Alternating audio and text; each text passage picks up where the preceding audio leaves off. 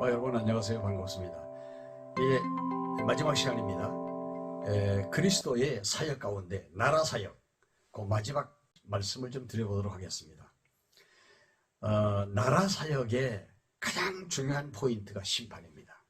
근데 그 심판이 예수 그리스도가 이 땅에 재림하심으로 이루어지기 때문에 예수님은 심판에 대한 내용을 말씀하십니다. 누가 심판을 안 받느냐, 혹은 누가 심판을 받느냐, 그리고 그 심판이 언제 이루어지느냐, 그리스도가 재림하심으로 이루어진다. 그럼 재림 때는 무슨 일이 벌어지냐, 이런 내용들이 전개되고 있는 것이죠. 계속해서 말씀을 드려보도록 하겠습니다. 소경 하나가 다윗의 자손 예수여라고 소리를 지르면서 보기를 원한다고 외쳐댑니다. 그 다윗의 자손은 뭡니까? 언약대로 이 땅에 오신 예수, 메시아 그리스도. 그가 오시면 어둠에 있는 자들에게 빛을 주신다는 말씀이 이사야서 29장 18절에 있거든요. 정확하게 그 소경이 당신이 메시아이시니 내게 빛을 달라고 소리를 지른 거죠. 주님께서 그 소경의 눈을 뜨게 만들어 주십니다. 그러면서 세리장 삭개오의 집에 들어가셔서 그 삭개오를 향해서 예수님께서 하신 말씀이, 이 사람은 내가 잃어버렸던 자인데 내가 찾았다.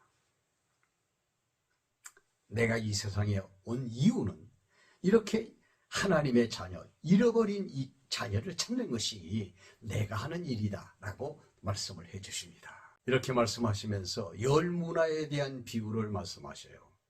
어떤 귀인이 왕권을 받아가지고 오려고 잠시 떠납니다. 그러면서 자기가 가지고 있는 재산들을 나누어 줍니다. 이렇게 나누어 줘요.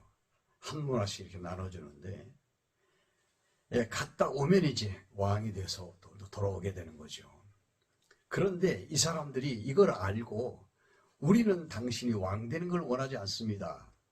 그러면서 통지가 왔어요, 한 사람에게서. 근데 다른 사람들은 한 문화를 가지고 장사해서 열 문화를 만들고, 어떤 사람은 한 문화를 가지고 5문화를 만들었는데, 어떤 사람은 이걸 땅속에 묻어놨다가 가지고 와서 이제 보고를 합니다. 그때 그가 심판을 받게 되죠. 누굽니까? 바리새인들을 이야기하는 거예요. 지금 이 시대는 한 문화씩을 나누어주고 왕권을 받아가지고 오시기 위해서 이미 승천하신 예수께서 재림하실 때를 기다리고 있는 때예요. 그렇게 말씀하신 거예요. 그러면 예수님께서 열 문화의 비유를 통해서 주시는 교훈은 뭐냐? 내가 다시 온다. 어떻게? 왕권을 받아가지고. 그때 내가 심판할 것이다. 이렇게 말씀하시고 있는 거죠. 예루살렘을 바라보시고 눈물을 흘리십니다. 예루살렘아, 예루살렘아, 네가 평강에 관한 것을 알았으면 좋을 뻔했다. 그 평화나 평강이 뭘 말하는 것입니까? 예수 그리스도를 말하는 거예요. 이사야 9장 6절, 예수 그리스도는 평강의 왕이라고 그랬지 않습니까? 근데 예루살렘이 예수 그리스도를 모릅니다. 때가 되면 이 예루살렘이 포위되고 외국의 군대가 들어와서 토성을 쌓고 예루살렘을 멸망시킬 것인데, 그때는 너희들의 자식을 그들이 와서 땅바닥에 패대기 칠 때가 올 것이다. 돌로 싼 성벽, 그러니까 다 무너질 것이고 성전도 파괴되고 말 것이다. 예수님께서 성전에 들어가셔서 성전을 정화시킵니다. 막 뒤지고 엎고 때려 부시고 막. 무슨 권세로 이런 일을 하느냐고 예수님께 따져 묻습니다. 누가? 바리새인들이. 예수님이 대답 안 해주십니다.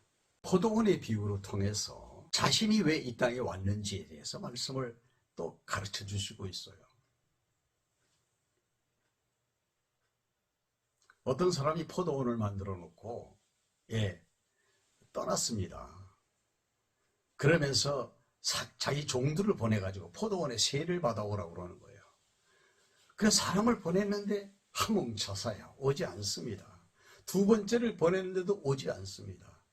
소문이 들리기를 그 주인이 보낸 종들을 때리고 죽이고 막 쫓아내고 그랬다는 거예요.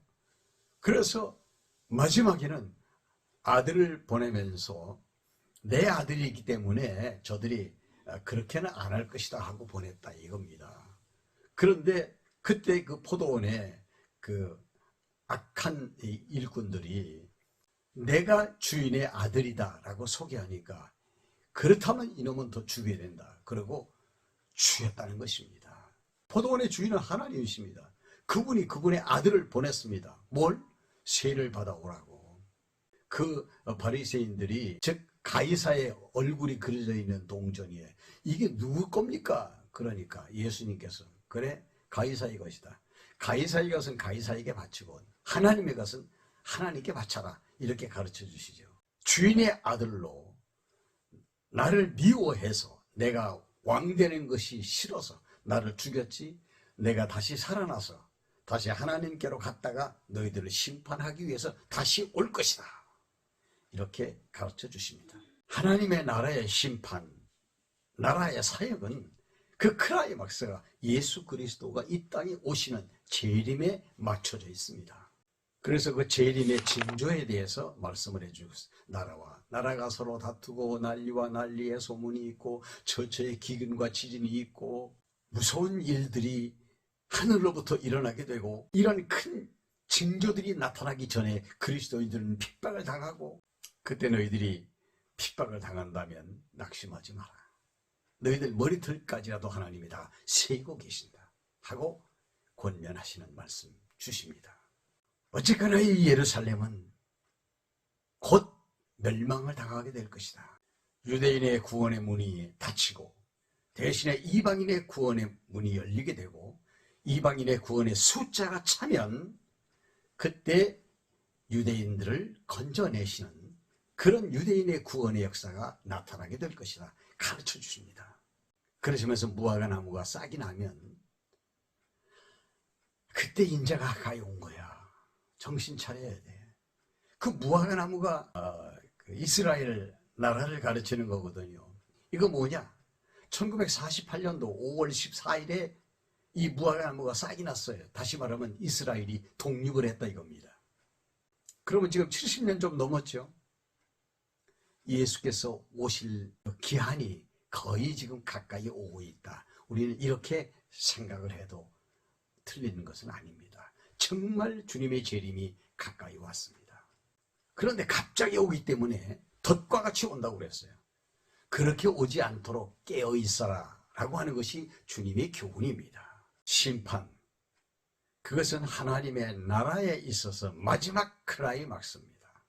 우리 예수님은 이 땅의 메시아 사역을 통해서 당신이 구약의 언약된 메시아라고 하는 것은 사역을 통해 증거하시는데 사역 가운데 나라 사역, 그 나라 사역에서 가장 중요한 것 심판의 사역, 그 심판의 사역이 그리스도의 재림으로 이루어지기 때문에 심판에 대한 말씀을 주시면서 재림에 대한 말씀을 하셨고 이런 일이 나타나기 전에 당신이 십자가에 못 박혀 죽으시고 3일 만에 부활하실 것이라고 하는 말씀을 해주셨던 거죠.